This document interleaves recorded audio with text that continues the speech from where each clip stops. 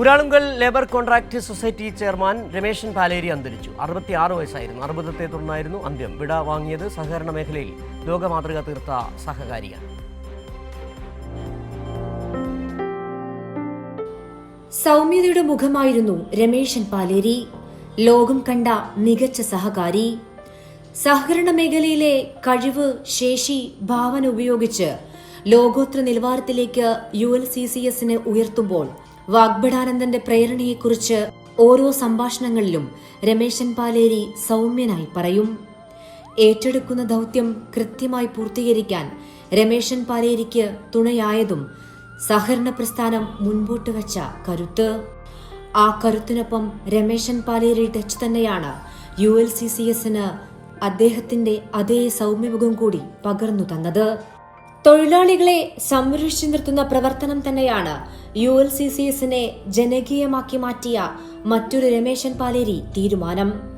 തൊഴിലാളികളെയും അവരുടെ കുടുംബങ്ങളെയും ഒരുപോലെ ചേർത്തുവച്ചു.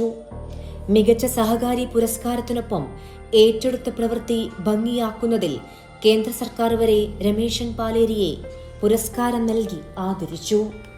പട്ടിണിയും ദാരിദ്ര്യവും തൊഴിലില്ലായ്മയും നടമാടിയിരുന്ന കാലത്ത് അതിജീവനത്തിനായുള്ള മാർഗമായാണ് ഊരാളുങ്കൽ സഹകരണ പ്രസ്ഥാനം ഉയർന്നു വന്നത്.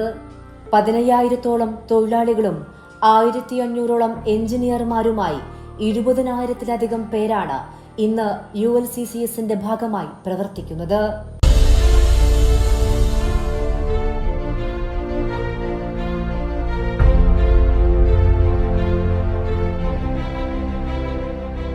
ലോകത്തിലെ ഏറ്റവും വലിയ രണ്ടാമത്തെ ലേബർ സൊസൈറ്റിയും ഏഷ്യയിലെ ഏറ്റവും വലിയ ലേബർ സൊസൈറ്റിയുമായി ULCCSനെ മാറ്റുന്നതിൽ വലിയ പങ്കാണ് രമേശൻ പാലേരി വഹിച്ചത്.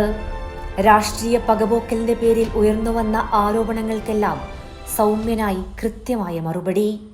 പകരം വയ്ക്കാൻ ആരുമില്ലാത്ത വ്യക്തിത്വം. സഹകരണ മേഖലയ്ക്ക് തന്നെ വലിയ നഷ്ടമാണ് രമേശൻ പാലേരിയുടെ വിയോഗം. കൈരളി ന്യൂസ്, കോഴിക്കോട്.